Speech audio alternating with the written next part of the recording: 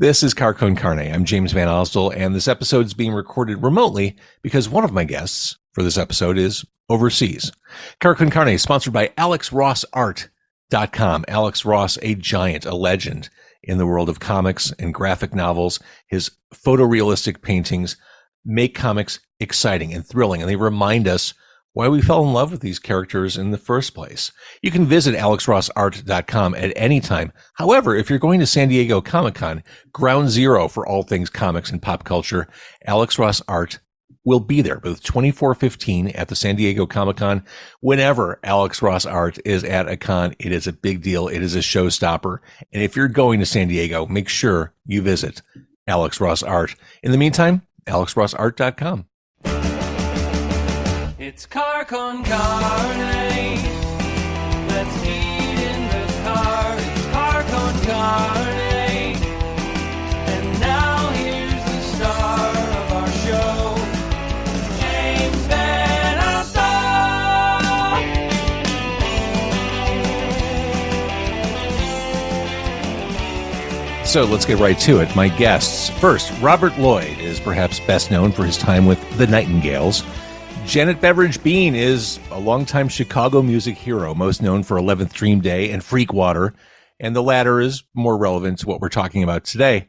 Lloyd and Bean have come together for a new project that's harder to describe than it should be. It's alt country in moments, there's a crooner vibe, but overall there's a timeless classic feel to these songs. And the voices of Lloyd and Bean are so well paired that it seems bizarre to think that they haven't been working together for years. Robert Lloyd and Janet Beveridge Bean are here. This is Car Con Carne. Awesome to see you both. I guess the first question is, when did you first cross paths? Was this like a long time in the making? Basically, what led to the collaboration? I think it was 1999, Robert, around then? It was around then, yeah. It was the Freakwater End Time record. I think that we were touring on that, maybe? Yeah, you were. 99, 2000, something like that. And Freakwater were playing a gig in London. And my own band, the Nightingales, had a gig in London on exactly the same night as Sod's Law. But I heard that Freakwater were doing a radio session for Resonance FM, which is a small but cool station in London, and somehow, which I can't fully remember how, but I kind of managed to blag my way into this session they were doing. We'd never met before, but I'd recently got into Freakwater. I was quite late to the party, and when they'd finished doing the session, Janet and Catherine and I went to a nearby pub and had a few drinks together, and we had a laugh and got on well. And somehow, though I genuinely don't remember this, but I must have got Janet's phone number. So many years later, when I had this idea of us doing a record together, I was able to send her a message and ask her if she wanted to do it. Well, I said in the intro, it's hard to believe that you haven't been working together for years. Listening to the way you're paired on this album, I mean, it's such a nice. You complement each other very well. Oh, I thought you meant maybe like an old married couple who are just like bickering and things. Because there's that there too, which is, I think adds an element of authenticity to it. Well, even the cover image looks like a candid with two old friends who adore each other. It's a very sweet image. I do love that image, and it was taken very, very early in the morning. Like we had to get up at 6 or something to go out and scout a place. We were in Valencia at the time, and I had not gotten more than 8 hours sleep in a 10-day span, and so we had to get up and go out and take these photos, and it was pretty amusing. We had to go into a restaurant. I said, let's do it in a restaurant. And it looks like paparazzi is shooting us or something. So they let us come in before they were open, and they were very kind to us. Yeah, I do like that photo very much. I want to get into the specific songs, but I think before we drill down, how did you decide on songs to use for this project? Well, we just threw ideas at each other, I think, initially. There were a couple of my old songs that I really wanted Janet to sing. And she came up with a few of her songs as suggestions for me to sing. And the covers were we knocked around quite a few ideas for covers before deciding on the few that we did. And do you want to take over, Janet? But I remember it in a little more of a humorous way, because I think I had no idea at all. I don't think, and to back up a little bit, Robert said he'd had my phone number, but we had seen each other a few times over that long stretch of period between 1999 and when I got the text in 2018 or 19, whatever that was, and to make the record. I always like to, I don't, it's probably annoys you, Robert, by now, but I always like to tell the story that when we played a few times in, I think once in Ireland. You came to see us in Ireland too, didn't you? Once you were on holiday, maybe? And you saw us? Yeah. And then another time in London, maybe someplace else, I don't know. And he would, when we met Robert, when Catherine and I met Robert for the first time, he was sort of this daunting figure lurking outside of the doors of the BBC radio station. And I swear it was a trench coat, that kind of thing. and we were very just like, sure, like trying to be friendly Southern American girls. Like, yeah, come on in. We have no idea who you are. If you're a mass murderer or anything else, come on in. And we truly enjoyed his company. We had just the best laugh, and then Robert over the years was sending us records, Nightingales records, and keeping up sort of an exchange. But whenever he'd come to the show, I don't think he remembers this happening, but I remember it clearly because it involved my ego, bruising my ego. So he comes up to me after these shows, and he would always say, "Catherine is so amazing. The woman I sing with in Freakwater, she's so amazing. What's it like being able to sing with her?" And it was always just like talking to me about what a great song it was that Catherine wrote, or how great of a singer she was. And I was always like, yeah, she's fantastic. She is really great. Gee, thanks. She is great. So when I got the text that said, "Hi, this is Robert. Would you like to make a record with me?" I truly, I sent him back a message and said, "I think you mean the other one. It's not me. It's not me." So he said, "No, I mean you." And he said it wouldn't work with Catherine because it would be like Johnny Cash and Lee Hazelwood making a record together or something, which I thought was sort of, I didn't know how to take that either. Like, I'd like to be either one of those. I don't know. So when we started trying to figure out how to approach it, we really didn't have any idea. It was just like, I think the main goal was just have fun. It's just about having fun. This record isn't going to change, our existence in any way. It'll just be a nice thing to have, and the end product just has to reveal that we had a lot of fun, I think. So I was sending him things, like I sent him Meatloaf tune, like Dashboard Lights, and I think he was totally like, what do I got myself into? Like, I don't think he understood. Then I sent him, I can't remember, I sent him a Led Zeppelin song, and he's like, no. Like, I'm just sending him these crazy things that I thought might be amusing to do in this way, because I wasn't really sure if the right way to go about it was to have this kind of vibe, like 60s vibe of a record. I wasn't sure if that's what it should be or not. I thought maybe it should be wackier than that, or just more experimental than that. And then I was starting to listen at tunes, and I heard a Dion tune that I loved now on our record, which I can't think of the name. Wake Up Baby. Wake Up Baby, thank you. Wake Up Baby. And then I love that. And it was decided that we would each sort of I think Robert had a couple songs that he really wanted me to, one to sing on for myself and one to sing with him. And then he wanted a couple of Freakwater songs. And so it took a long time to sort of figure out what those would be.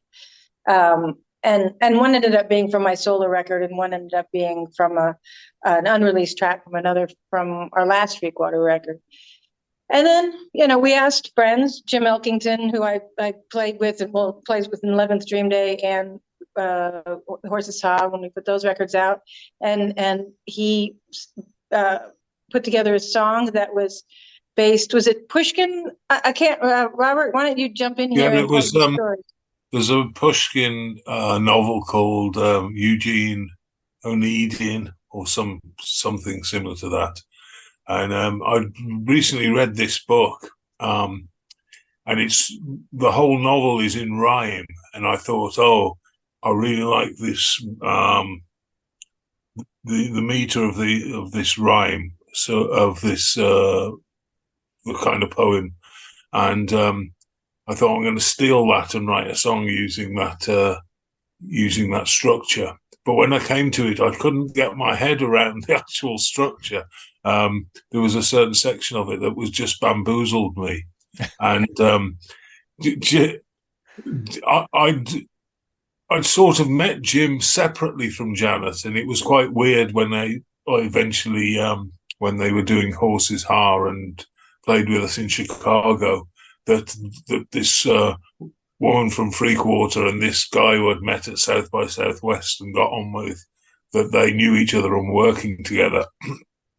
But it was, anyway, that's by the by. But I knew what a great songwriter Jim was. So I sent him a section of this Pushkin novel just so he could see the structure of the rhymes, and said, I'm fucked if I can actually if I can get this together.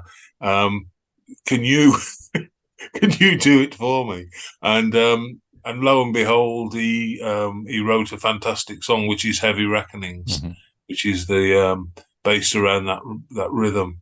And also Janet had written a tune, if I understand this correctly, The True Lover's Lot and The Lie. She'd written the music for that, and Jim wrote a lyric for that also. And then he spiced it out a little bit too. He wrote a little bit of the music. I had like the gist of it, and I said I need a chorus, and we worked on it together. Yeah. But I'd been a massive fan of his band, the Zincs, so it was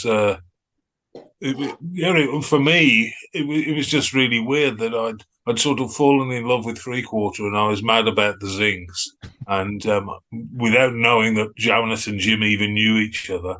And so to actually get songs from Jim Elkington and to have Janet singing some of my songs and us working together, it was just thrilling for me, really.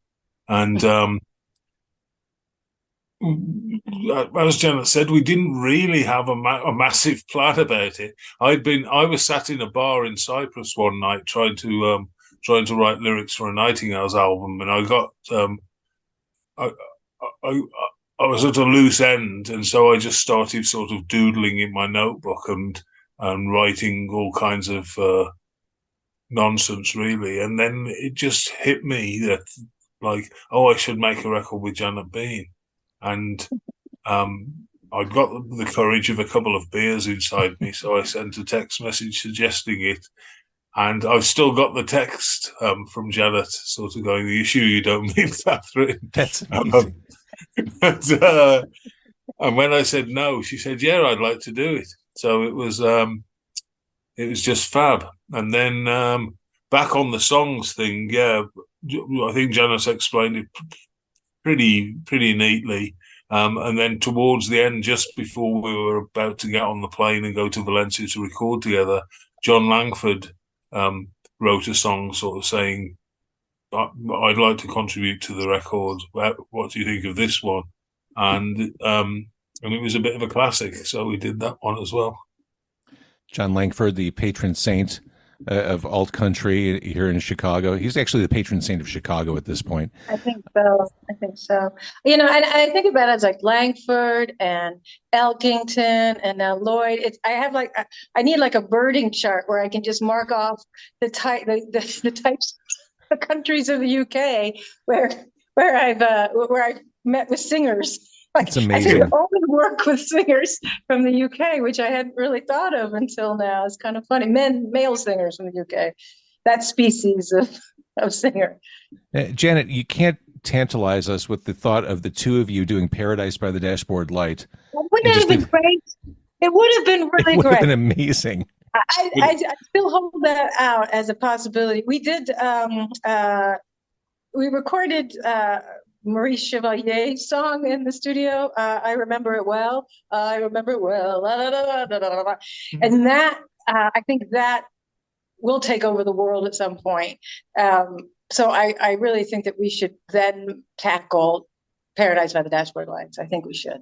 Oh yeah, get the baseball play-by-play, like go full bore Meatloaf, exactly. 8 minutes, epic, absolutely.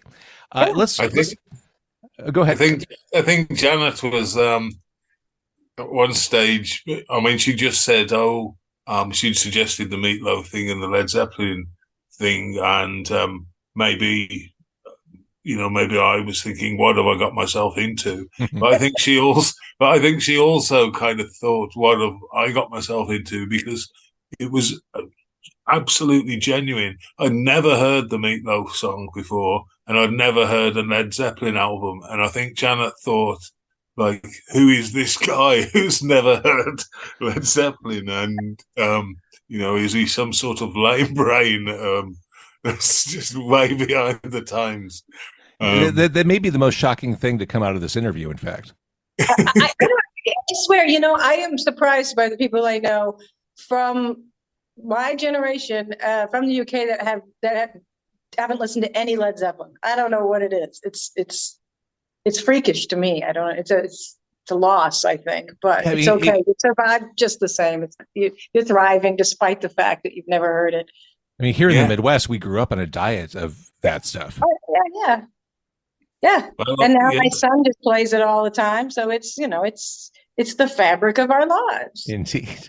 The thing is, it's not the fabric of mine. I know. Well, clearly, I know. I find that so interesting.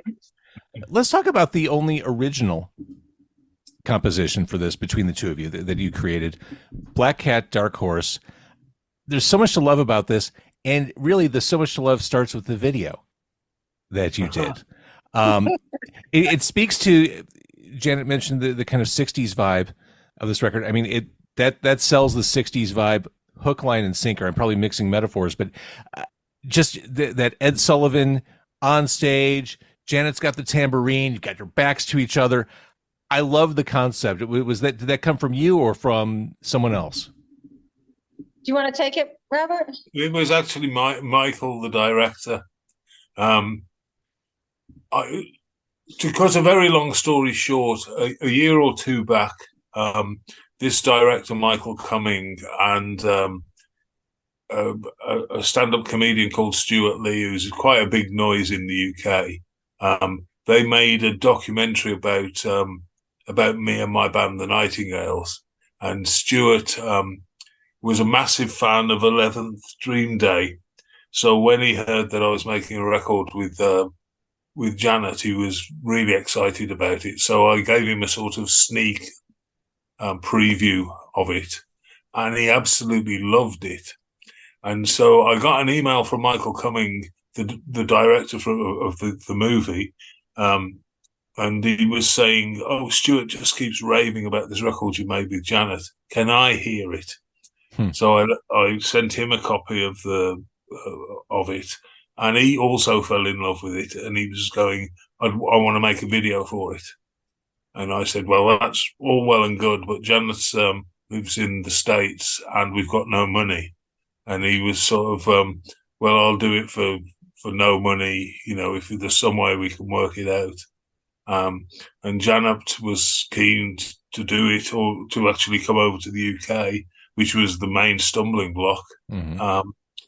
And Michael came up with this idea. He was going, we won't have a lot of time, and we've only got so many favors I can pull in. So let's keep it simple. What do you think about this? Boom, boom, boom, boom. Basically a performance video, as though you were on the TV back in the day. And we just thought it sounded pretty good. And he's got someone within his, I think it's his wife, but it's someone within his family, had some kind of link to the person who owns all the Ed Sullivan footage. And so he was able to rustle that up, which amazing is incredible, really. I mean, you would pay a lot of money, I would imagine, even if you were allowed to use it. But anyway, he got it, and we went in for a day, and as you say, it looks pretty good. It looks authentic. I mean, it looks like it just was unearthed after decades of being in a vault somewhere, which was the desired effect. It was a lot of fun to make as well. And I didn't know, I knew the documentary about Robert, which is great, but I didn't know Michael coming. And then I thought, well, I better Google this fella to see like what his story is if we're going to just agree to this. And I was like, oh my God, he's the director writer for Toast of London, and he's worked in Brass Eye. I was like, holy hell, yes. I mean, that was like so amazing, such a I don't know, such a lucky thing to have happen. And he was just incredibly lovely. The whole crew that I think pretty much did it for nothing on a Saturday were awesome. And it was really a lot of fun. It was a lot of fun. And that trip, we played our only show to date, perhaps our only show ever. I don't know, but Lindy Morrison from the Go-Betweens happened to be in London at the time. And so she kindly agreed to be the drummer. And so we had this great lineup of the band, except for Pablo, the drummer on the record. Spencer, we had the second guitar player. But Lindy Morrison played on the shows, and that was like a super big treat because, she's rock royalty. I was walking by her in the Waterstone bookstore and seeing the book about her on the shelves. Like, wow, I'm just playing with her yesterday. There's that book about her, my rock and roll friend, that Tracy Thorn wrote, which is a great book. So yeah, it was a really fantastic experience, and it was a real treat to be in London for like 16, 17 days, just wandering about too. So it was great. See, that's what I was kind of wondering. Is this project basically going to be like Brigadoon as far as live performance goes? We get one once every 100 years, then it disappears. Well, if that is the schedule, it will only be once ever. I don't know. It really, maybe not. I don't know. It's a challenge. It's just a financial challenge. It would be great if we could bring the band over here and play some shows, but I don't, that would cost so much money. And I'm happy to go back and do some shows if there's a call for it. I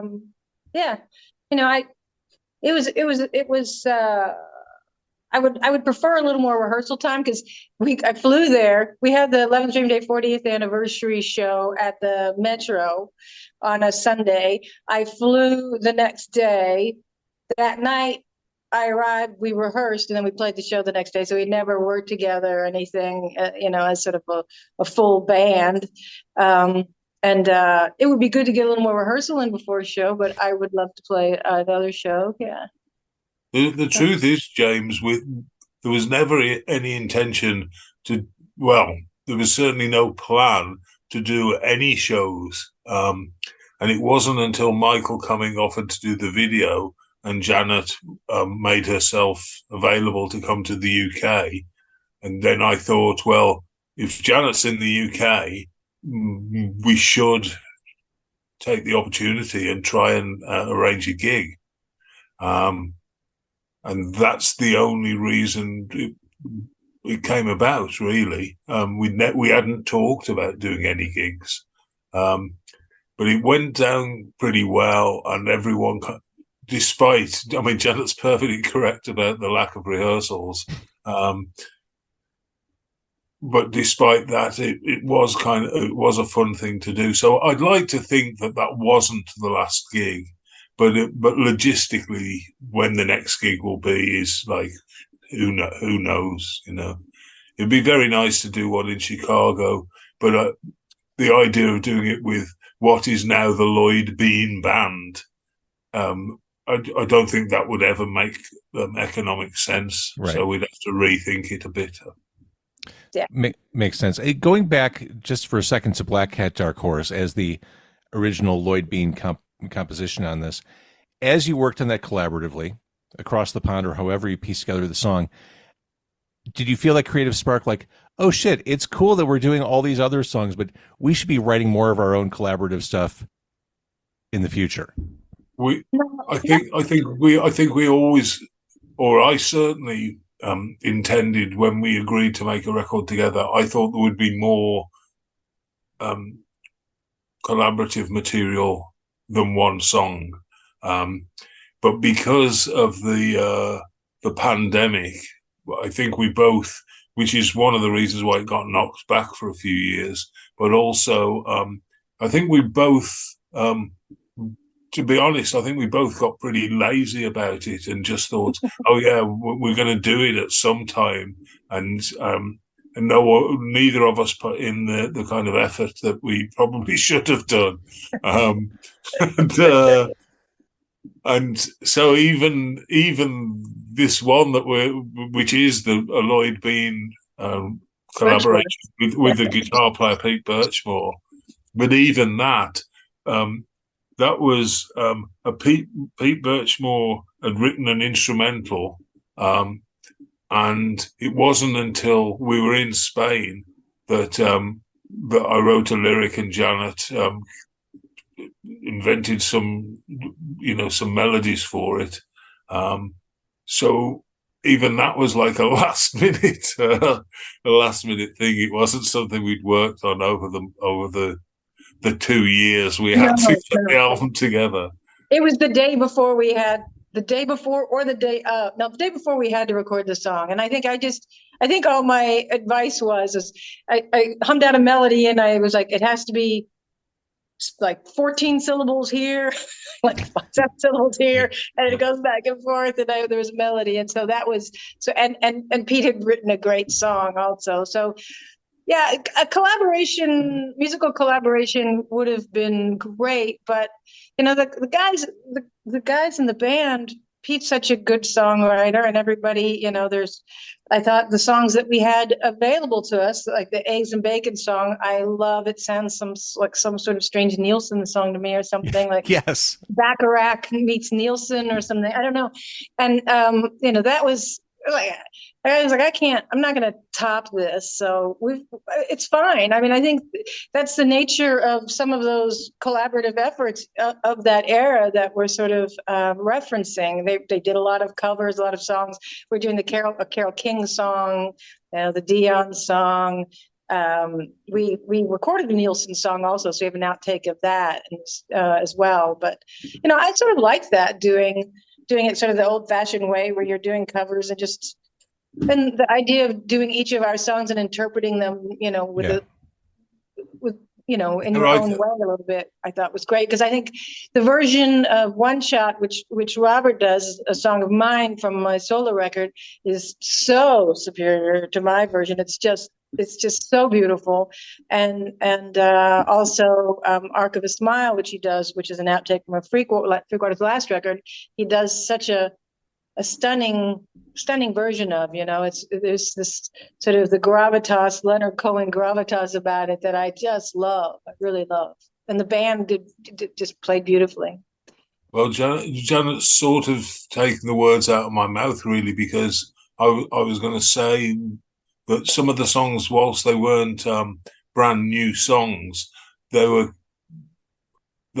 original and collaborative in a sense, and I'm not just brown nosing to Janet because she's just said something nice about me. But like her version of Sweet Georgia Black, she just took that song and did it better than I'd done it and made it her own song, you know. And so I consider those collaborative, really, even though they were existing numbers. Yeah. I've always been a sucker for lyrics, and Janet mentioned Eggs and Bacon, which has one of my favorite lines. I'll clean the scum from around your bath, go arse over elbow just to make you laugh. I mean, lyrics don't get better than that. It is pretty fun to sing. Cheers. Glad to be of service. This is sort of, you know, speaking of that, you know, this is the thing that I've had to deal with a couple times singing with people from the UK, is that, you know, is it arse or is it ass, or how do I, you know, we're always trying to figure out how to work out the way we say things slightly differently from each other. And I think you changed it to ass when we were singing it, didn't you? I thought you changed it to ass. I mean, the lyrics may say arse, but I think I think it's arse. Uh, I wouldn't bet on it either way. Yeah, and there's still some words in Black country. There's still some words that I don't know what the hell they mean. I mean, I don't know what the rooking is. I looked it up, and I can't really find a definitive definition that would apply to the song. So it's just something else. So it's sort of interesting to sing with someone that has a very different collection of words. But something that I found really delightful, and would never have said anything about it really, until Stuart Lee brought it up.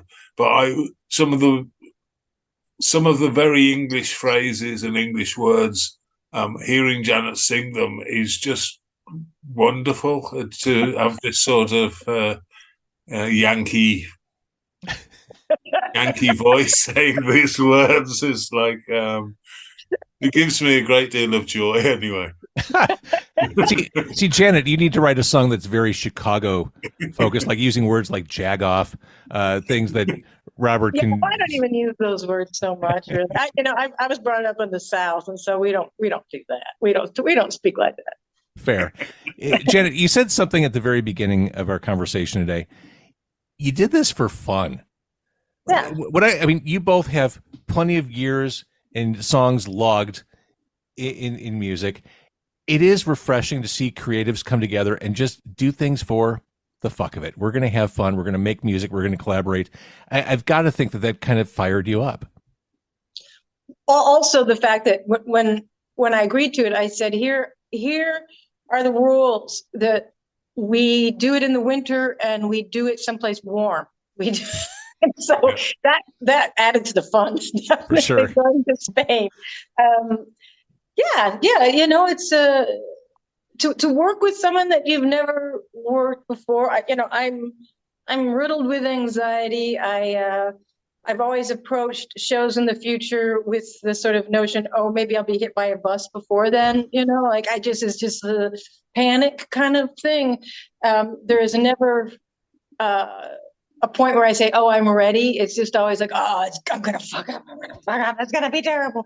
And then it works out. But still, the next time it just starts all over again. It's not like, oh, it wasn't so bad. I'm a trained professional. I shouldn't be so worried. It's still always the same. And so the idea, so clearly I crave that, I crave a bit of that. And so the idea of working with someone you've never worked with before, just being thrown into this thing that is working with other musicians you've never worked with before, in a place you've never worked before. And it's super thrilling, I guess it's like why people skydive or anything else. Like that's the thrill of it. It's just like throwing yourself into something that can result in disaster, but more often than not, it's pretty glorious. It's pretty awesome. Yeah, I echo that. I get very nervous, and I know that both of us are in our other projects, our day jobs or whatever, we would be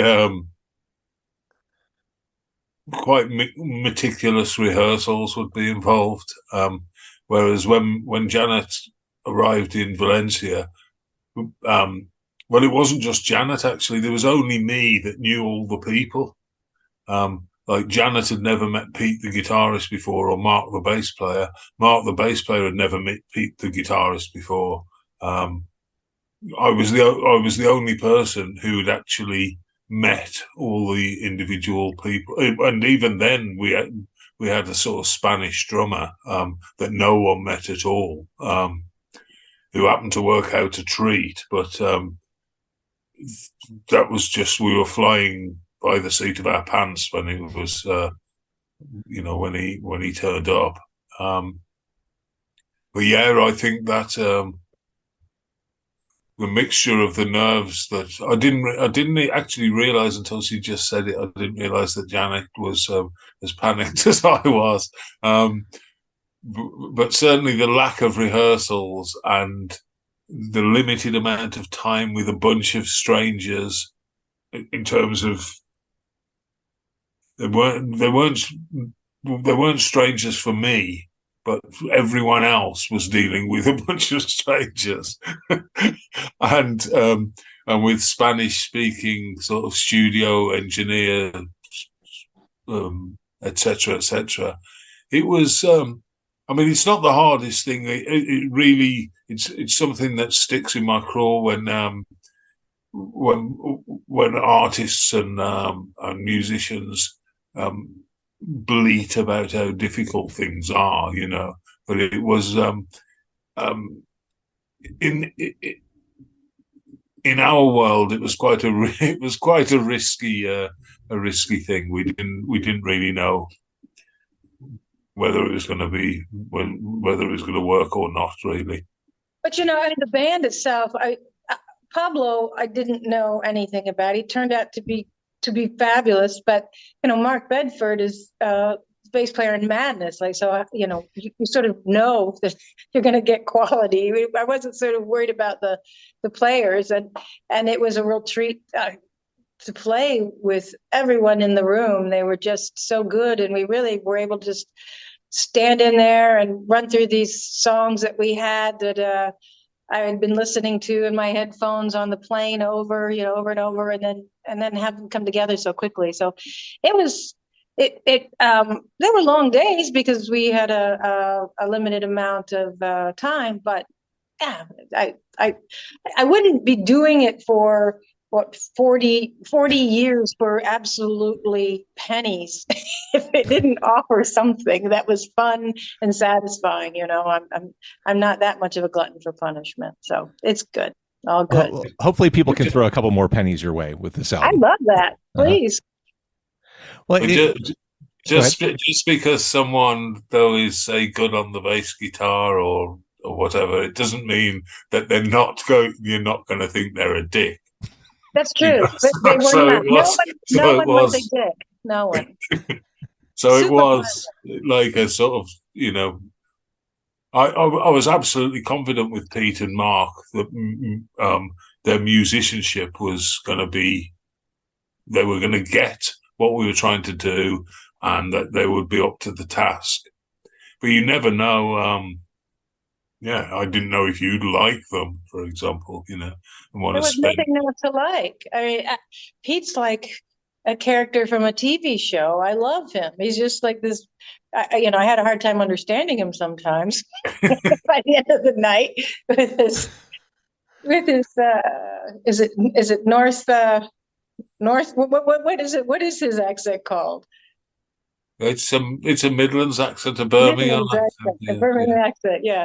Well, sometimes when Robert calls me late into the night, I think probably after he's had a drink or two, I can hardly understand a word he says too. So. At the very beginning of our conversation, Janet, you said this record isn't going to change anyone's existence. Maybe not, but it sure is a lot of fun. I love the vibe. I love what you've both done here. Thank you. Cheers. It I changed mean, my winter. My winter was much better. I had a great time. It changed my existence. It really did. I hope people do enjoy it because it was a project of fun and love. So. it really was a labour of love, and it was a lot of fun. But I think we both knew that we weren't going to do anything that was groundbreaking. You know, it doesn't have to be. You had fun doing it. It shows. Soil. Yeah. Yeah. I mean, it's evident. I mean, I think it sounds great anyway.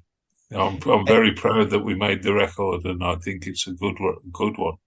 And I love the fact that, yes, it was recorded in the 21st century, but if you told a stranger off the street, yeah, this is something that came out in 1965. Oh, the production sounds better than I'd expect, but okay, yeah, I believe you. I mean, it does have that kind of timeless quality, which is, I mean, you did it. Excellent. Yeah. Thank you. Thank you so much. Thanks. And a friend of mine who listened to it, and they were going, don't know who this Janet Bean is, but it sounds great, and the two of you sound great together, blah, blah, blah, blah. But how did you get Dwayne Henley on the record? That's amazing. That's anyway, amazing. James, I'm not being funny here. If we're going to talk for a bit longer, I'm going to go and get another drink. No, you know what? Get another drink. We're good. The album is Lloyd Bean. I love what you did. You deserve another drink. You earned it. Okay. I think he's signing off. We're signing off. Yes. Right. We're all good. Thank you so much for doing this. I appreciate you. All right. No, thanks for having us.